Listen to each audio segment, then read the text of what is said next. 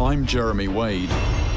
For 35 years, I've been tracking down freshwater monsters. That is a big fish. But wherever I look, these apex predators are disappearing. This is really remote, but even here, the big fish have gone. For a biologist, that's a wake-up call, a sign that our rivers are in trouble. To uncover what's going on, I'm heading to 6 of the planet's major waterways. I need to mix with the people who live along their banks and test the waters any way I can. Yes. My mission?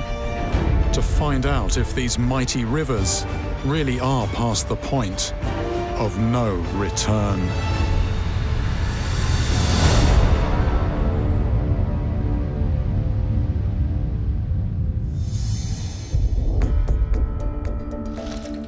The Yangtze is by far the biggest river in Asia. According to scientific records, its depths conceal hundreds of aquatic species, including some seriously large fish. So why, in a lifetime of monster hunting, have I never been? More recent reports from China paint a really grim picture of the river. Dead fish, industrial pollution, all the needs and demands of millions of people. Even its unique freshwater dolphin has been allowed to vanish. But are things really that bad and that hopeless? Getting the kind of access I want from the Chinese authorities is proving tricky, but I'm determined to see for myself exactly what's going on. I'm starting at the mouth of the river in what was once a tiny fishing village. Today, Shanghai is one of the world's largest cities and the glittering icon of China's economic success.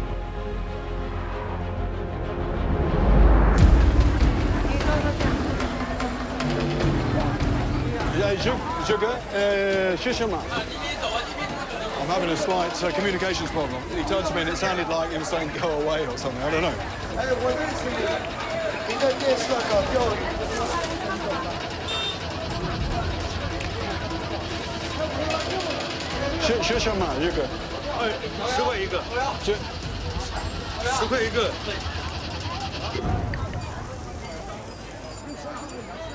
Just eating this makes me think of all human existence. It's all about food, isn't it? It's all about food and it's about water. And you think of the Yangtze, historically, those two things in abundance. But when you concentrate so many people, how do things not collapse? How is it that one river can support that vast number of people?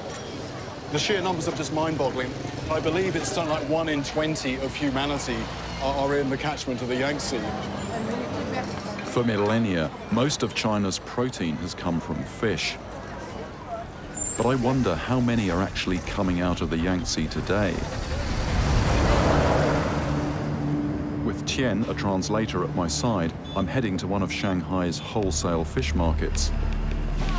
Although it's well past midnight, deliveries are still pouring in. Instead of the usual stalls, though, there are trucks offloading industrial quantities of live fish. Lovely fish, actually, really nice. These are grass carp. Although carp are not eaten in the US, they're a huge part of the Chinese diet. Different carp species have always been the main catch from the Yangtze. But I've noticed something about these fish that seems too good to be true. They're really nice condition, these fish. Hardly any tears in the fins, the scales are all perfect. What's immediately obvious about all these fish is no way have these come out of the wild. I'm assuming these have been farmed. The fact that they're in trucks, I'm assuming they've been trucked in from some distance. Do you know, can you ask them how far away these have come from? 老板，这个鱼是从哪边运过来的呀？ The seller confirms that the fish are farmed and says they're brought in from 200 miles away. Given the huge demand, I'm not surprised to find farmed fish. But is anything here actually coming out of the Yangtze? Is this man here a buyer? Is he washer Jeremy? And Nin Jing Shenma? 您姓什么？我姓方，芳香的芳，东方的方。 Most buyers are in the restaurant trade, but it soon emerges that Mr. Fang is here for a different and rather surprising reason. 我们是来救他命的，就是他要人家要买去，我们不救他的。 He is coming here to save the fish. Yes. Without saving the fish, those fish will be becoming the food. Yes. But with him to be here, he's the saver for the fish. I can understand that, but what is your motivation? Is this an environmental point of view or what exactly? 他就说，那像您把这个鱼买了，然后去放掉好。 Mr. Fang says that if I want to understand, I should come and find him in the morning, on the banks of the river.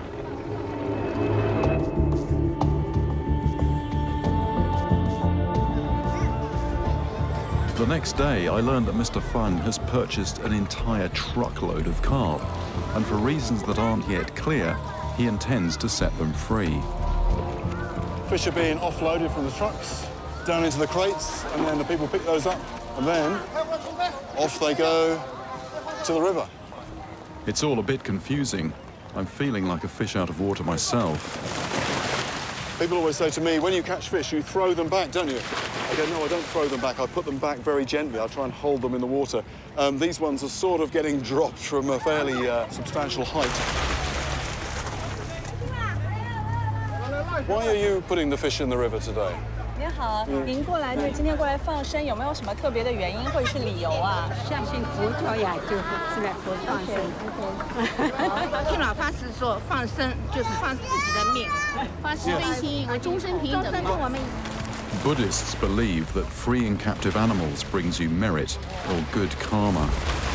This is very nice to see, but I don't know. I'm going to have to think about this for a little while. I'm not sure what kind of future these fish face here. They just keep coming, sheer numbers of fish going back. I've released quite a lot of fish in my life, but I've never seen this number of live fish go into the water. Today, they're liberating more than 16,000 fish. Street value around $20,000. Freedom awaits. Off you go. It's time to get out of Shanghai. The fastest way of traveling in China is by bullet train. 200 miles inland, I'm curious to know if the mighty Yangtze has any wild fish left.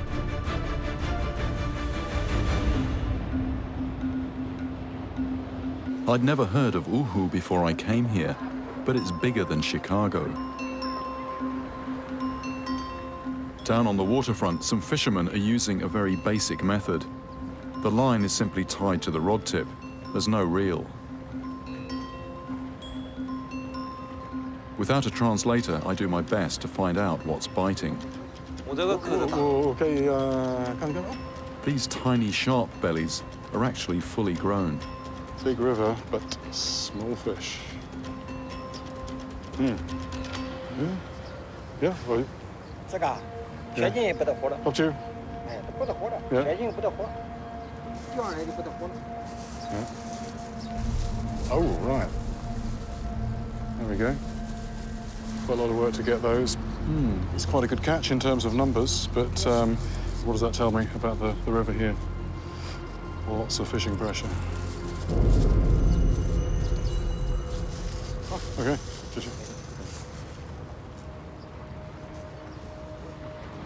Oh, yeah, right, okay.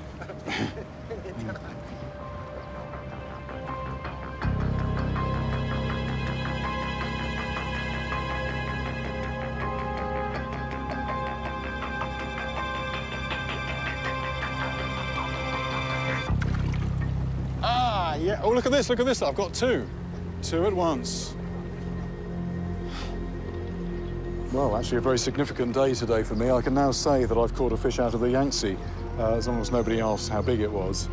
There's a very serious question emerging, and that is, well, this is one of the biggest rivers on Earth, but why are people reduced to catching fish just a few inches long? I'm going to sneak this one back. I'm not going to show him. Thank you. The Yangtze here is around a mile wide. To see what's living in the deeper water, I need someone with a boat.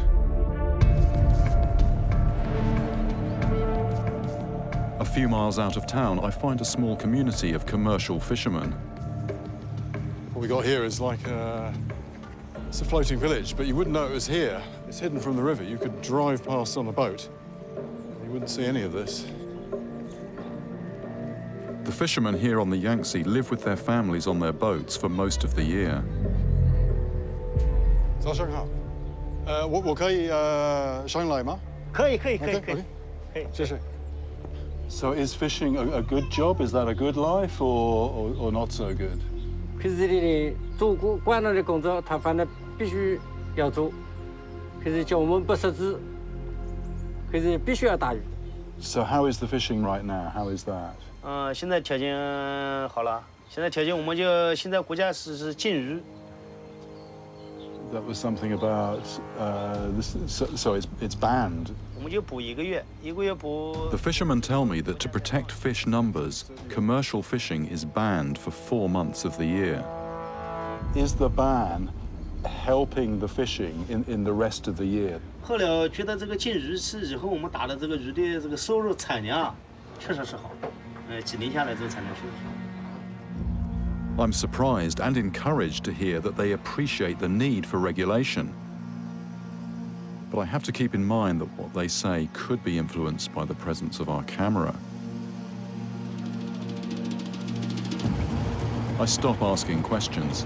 I manage to talk my way into joining them on a fishing trip. Once their 400-foot drift net is out, it's a case of waiting patiently and letting the river do its work.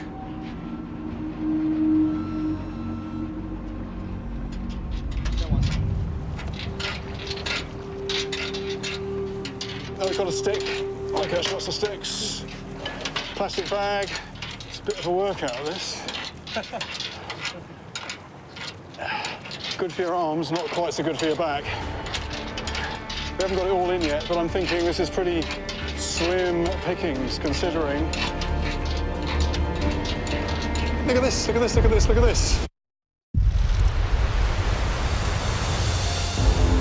I'm investigating the health of the Yangtze River, and so far I haven't seen a wild fish over 3 inches long. Big river, but small fish. But on the outskirts of Uhu, I'm hoping that 400 feet of net will yield a more impressive catch. Look at this, look at this, look at this. These fishermen say that a 4-month close season is improving fish stocks. Yeah, finished? But to me, our haul looks meager. Just one. 回鱼。 哎，对。 We've had 400 feet of net sweeping the bottom of the river for nearly an hour, and this is what we get. Are you quite pleased with this, or are you quite disappointed? 可以，很满意。 That's good. This is good for 1 hour. For 1 hour. 很满意，这个鱼要卖到100多块钱一斤。 Wild catfish, such as this one, are prized over farmed fish. They're said to have a better flavor. Something like $60 for that fish, which is, I was quite surprised. That's a pretty high price, but I think that just reflects the rarity value of them here. He says he's satisfied with that. To me, the 4-month fishing ban appears to be having little effect. I wonder how many consumers are aware of just how few fish are left in the river. Thanks to fish farms, they're still getting fish on their plates. And if the smaller fish, like carp and catfish, are so thin on the ground, then what hope have I got of seeing this river's predatory giants, the Chinese paddlefish and the Chinese sturgeon?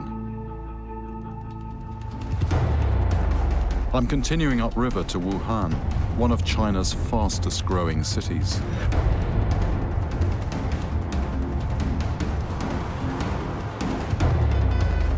When they last counted the number of people here, this was 2 years ago, it was 10.5 million, so that's comfortably surpassing the population of New York City, and it's still growing. You've only got to look to see the cranes, and the skyline is almost growing as I speak.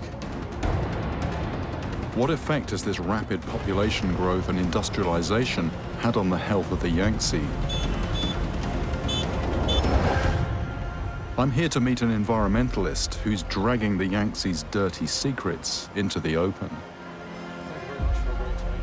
This is Ma Jun. He's one of China's leading activists, and he's been trying to make China's water cleaner for over 20 years. He tells me that the Yangtze is facing unprecedented challenges. China is now the workshop of the world, manufacturing not just for our own need, but for the world. And 40% of the total wastewater got dumped into the Yangtze River watershed in China. We're talking about huge volume dumped in our backyard. You know, the pollution problem is getting really, really bad.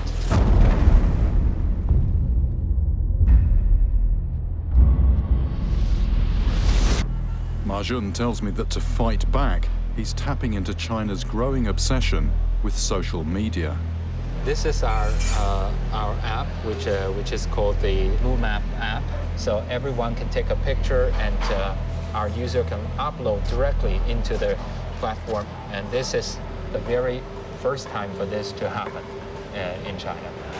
To summarize, really, it's very much about information. It's getting that information out there and people acting on that information and no longer having the excuse of not having any information. Yeah. What makes Ma Jun's app so powerful is that from the images he receives, he's able to follow the trail all the way back to the factory that's causing the pollution. But here's where it really gets clever, because he doesn't just tackle the polluters directly. He finds out who the international companies are who are buying goods from these factories and makes them aware of what's happening. It ended up to be some of the world's most prominent smartphone manufacturers, smartphone brands. And among them, Apple decided to take a very drastic action requiring that factory to either solve their problem or lose their business. So this is really starting to work. Last year alone, these companies have motivated more than 800 suppliers to solve their violation problem. Pollution can contaminate a brand, can't it? And as soon as there is a whiff of something bad, that doesn't play well for the brand. Yeah. So By harnessing social media and shining a spotlight on big global brands, Ma Jun is slowly turning the tide on polluting factories.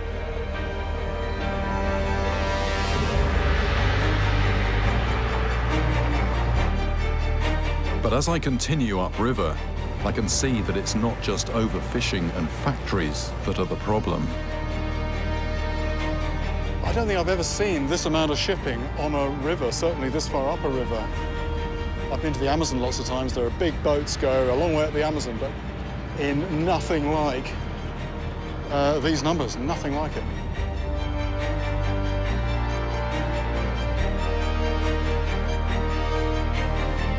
When I look more closely, I see that one cargo seems to dominate. I need to get on board one of these massive barges and find out where all this sand is coming from. We'll see if I can get it on board here. Can't see anybody so far. I just hope they don't mind me arriving unannounced.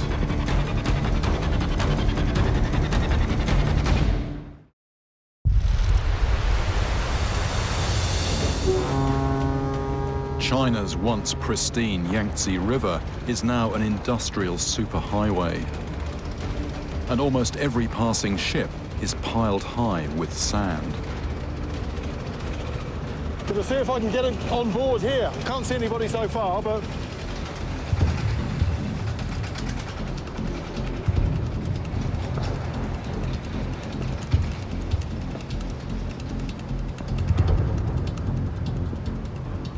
Hello, hello, 你好，团长在哪？ In here? Is that it? Is that him asleep there? Can I come in? Yeah. How much have you got? 多少？是啊。这个有4600栋，这个全。这个从哪来？啊，是洞庭湖的。From Dongting. 是洞庭湖前面的。Dongting湖。Fed directly by the Yangtze, Dongting is China's second largest lake. And its sand is in big demand from the construction industry. All those bridges and skyscrapers in China's expanding cities require concrete. And concrete is made from sand. The problem is, Dongting is also home to an extraordinarily rare aquatic mammal, the world's only freshwater porpoise. Dongting Lake, now murky with stirred-up sand, has become a battleground between progress and nature.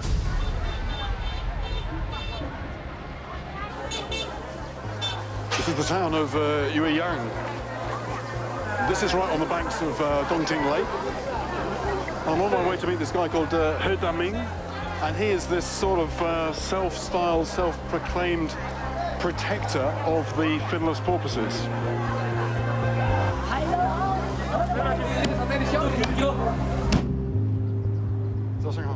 He Daming used to be a successful fisherman before his life was changed by a chance encounter.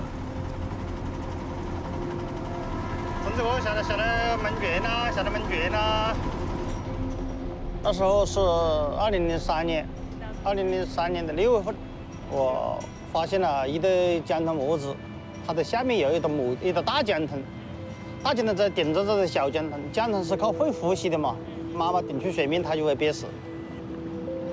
Do you think the mother realized that you were trying to help? 我在那时候那一刻我就感受到了，这就是一种母爱，还没真正觉悟，是吧？我就感觉它们这个动物啊有情感，是吧？我值得我们保护。 Mr. He was able to save that baby, and along with others, he continues to save porpoises today. We set out to find the species known as the finless porpoise. A huge dredger with its attendant barges looms above us. For any porpoises below the surface, these man-made monsters are a big problem. As well as generating a lot of noise, they also turn the water brown and murky, making it hard for the porpoises to hunt their prey. Mr. He remembers when this water used to be clear. Just look at it now. This is the result of all this digging activity. That's all sand off the bottom of the lake. And when you look at the skyline of all these cities, starting with Shanghai, all that concrete has got to come from somewhere. And it's coming from the lake bed. People have got to have houses. For the past 10 years, Mr. He and his friends have lobbied the government to scale back the dredging. And their efforts have led to a significant reduction in the number of dredges, from more than 100 to just 8.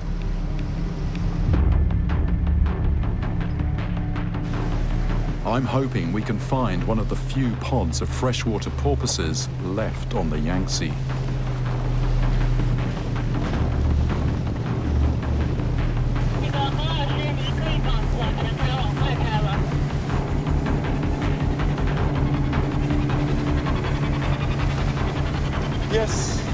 Yes.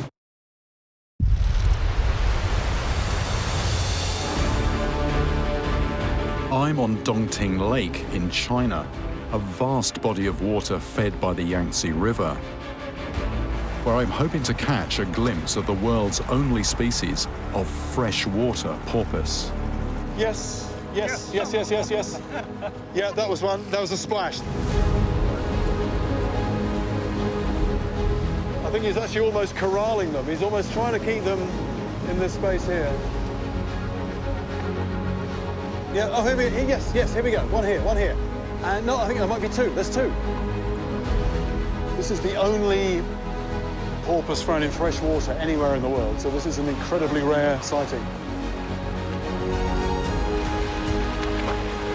It's astonishing that this animal, unique to the Yangtze, is only here because of single-minded citizens like He Daming. Mr. He tells me that after they successfully reduced the number of sand dredgers, he's seen many more baby porpoises. What's interesting is we're now at a point where the porpoises seem to be holding their own, so there seems to be a coexistence between the porpoises and these huge lake monsters.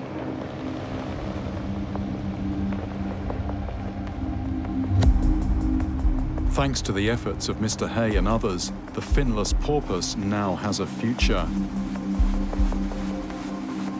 But what about the Yangtze's other rare beasts? Do they also have a lifeline?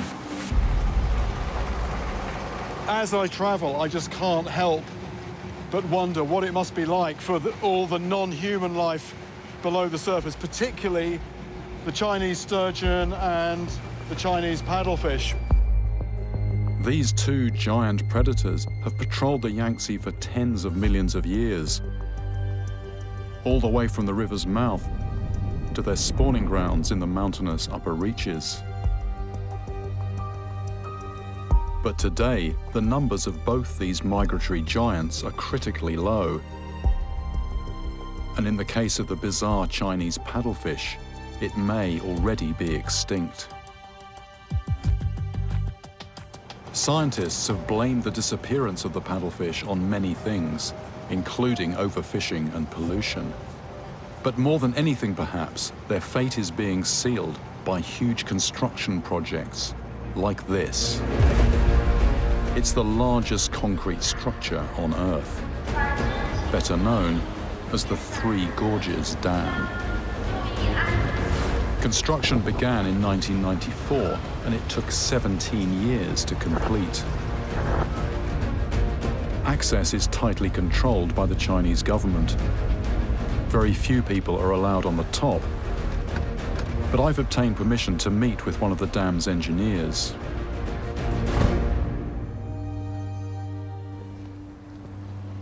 Oh, that's a long way down. The dam stands 600 feet high and used around 950 million cubic feet of concrete. The still water reservoir above the dam extends for over 400 miles. One reason it was built was to stop devastating floods, but its main purpose is to generate power. I can feel it feels like the dam is moving. Is that? It's normal. It's normal, and it is moving. It's not just my imagination. Yes. So it's the power of the water. So that is the power of the water going through. Well, all of these pipes. Yes. The huge turbines produce the equivalent energy of 18 nuclear power stations. Although the dam spans the river, the engineers made sure that boats like this cruise ship would still be able to continue their journeys upstream.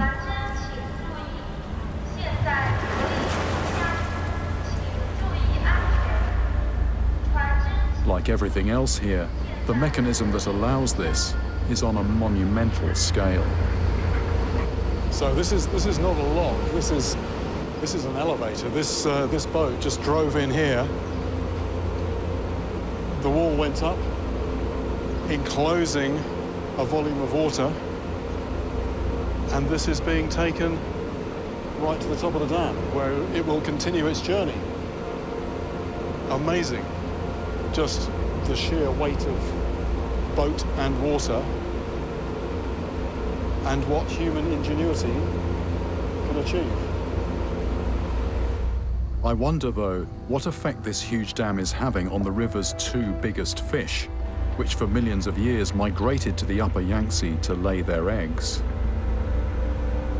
All the benefits of the dam. We have the power generation, Yes. the control of flooding. Yes. But one One disadvantage is for the fish. We can't see them, but they are in the river. I'm thinking that the Chinese sturgeon and the paddlefish, the baishun, they can't pass. Are there any plans for any mechanism for the fish, the yu, to go from here to there and from there to here, or not at the moment? At present, it not have the way just for the fish. Despite a multi-billion-dollar budget, it seems no one considered the fish. The construction of this dam, in effect, cut the Yangtze River in two. The lower river from here down to the sea, and then the upper river on the other side. If you're a fish, that is a dead end. And if you're a migratory fish and your spawning ground is the other side of this, it's actually a dead end for your species too. The first year that the Three Gorges Dam began operating was also the last year that anyone saw a Chinese paddlefish. The question is, does this legendary beast exist anywhere? The person I've come to see has the dubious distinction of being the last person to see a Chinese paddlefish alive. 15 years ago, Professor Qi Wei received news that a fisherman had accidentally caught a huge paddlefish. Rushing to the scene, he did his best to revive the exhausted giant before tagging it and then releasing it back into the Yangtze. But to the professor's dismay, contact was lost, and the fish was never seen again.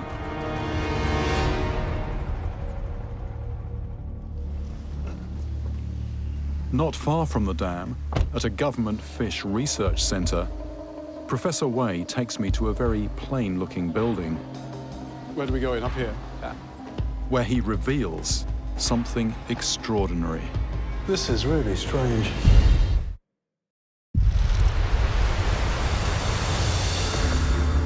Concerned about the fate of the Chinese paddlefish, I've tracked down the last person who saw one alive, government scientist Professor Qi Wei.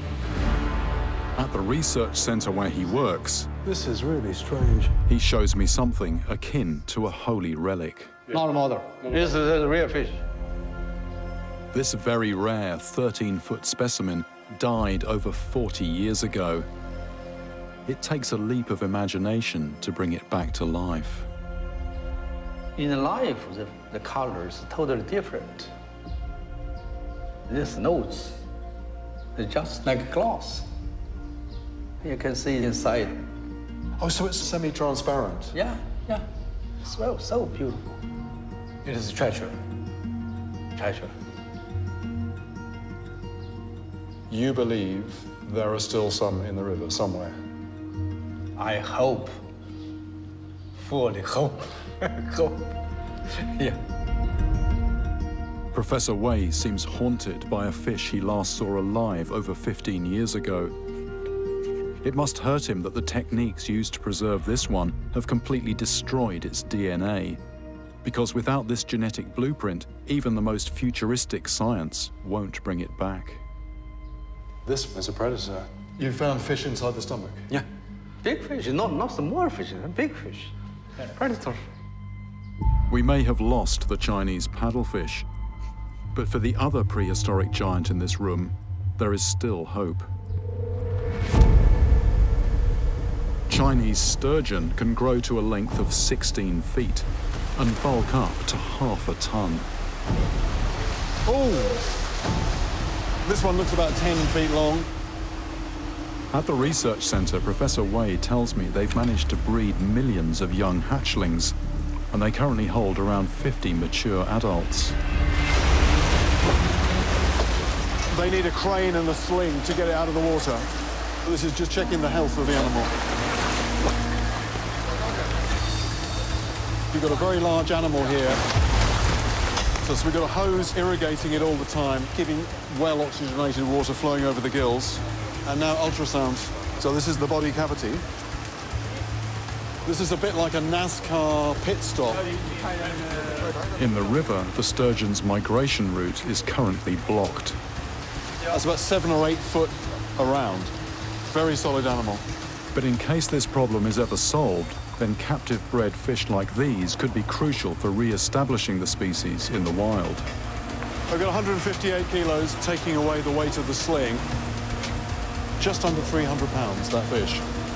And off it goes. It seems like a very big challenge. Do you feel optimistic? Do you feel there is a possibility of these re-establishing? We need time. The population should recover to the historic level. Maybe next 30 years. If the fish population is healthy, then the river and environment is healthy. This is very important. I'm struck by Professor Wei's emphasis on a healthy environment, but so far I've not seen much evidence of this. The scale of human exploitation on this river is like nothing I've ever seen. And as I continue my journey, it becomes clear that the Three Gorges Dam is not a one-off.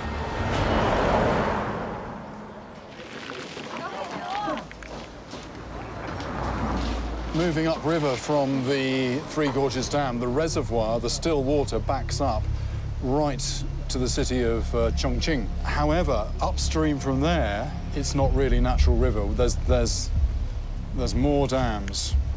One here, another one here, another one here, another one here, a cluster of them here. There's so many, I don't have space for all these markers. Today, much of the Yangtze River no longer flows. It's a series of long, deep reservoirs. But it could have been even worse. I've arranged to meet somebody who is part of a group that a few years ago did something that's almost unheard of in modern China. They took on a force almost as irresistible as the Yangtze itself.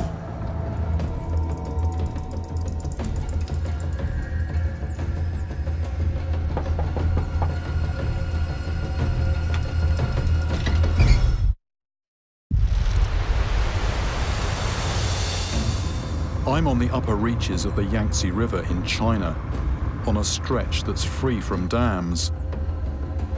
But it could have been a very different story. A giant energy corporation, backed by politicians, was poised to build another dam across the river, this time at a place called Tiger Leaping Gorge. Around 100,000 people stood to lose their homes. But the developers hadn't reckoned on the fiercely held convictions of a small band of villagers.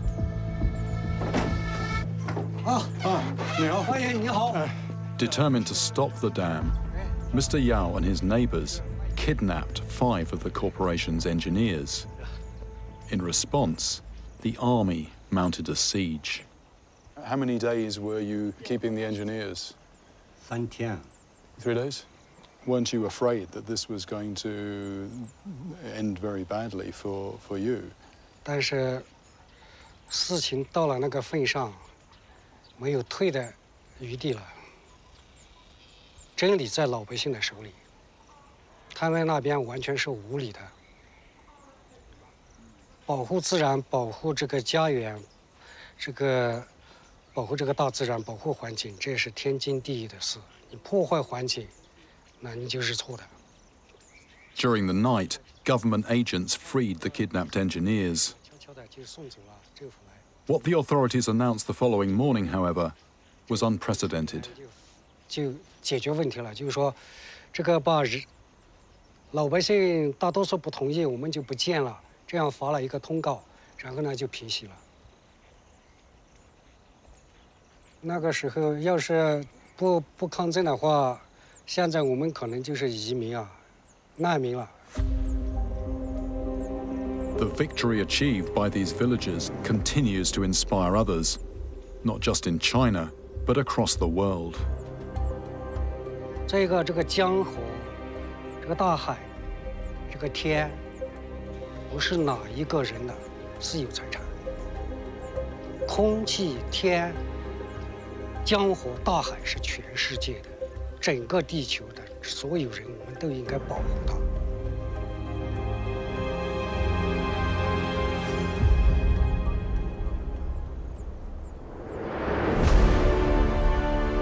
I'm ending my first visit to China with a profound sense of surprise.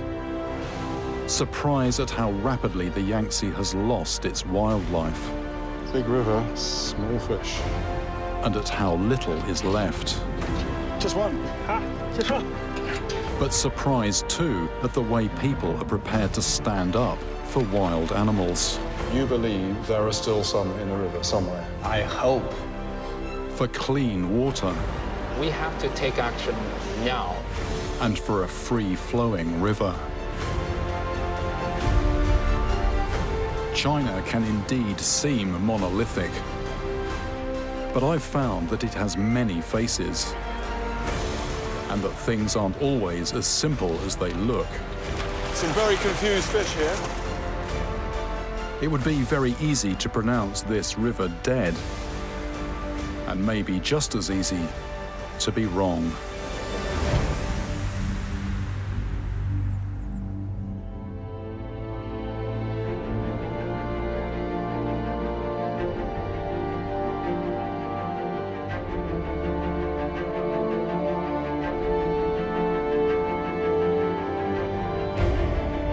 To find out what you can do to help the rivers in your part of the world, go to animalplanet.com/mighty rivers.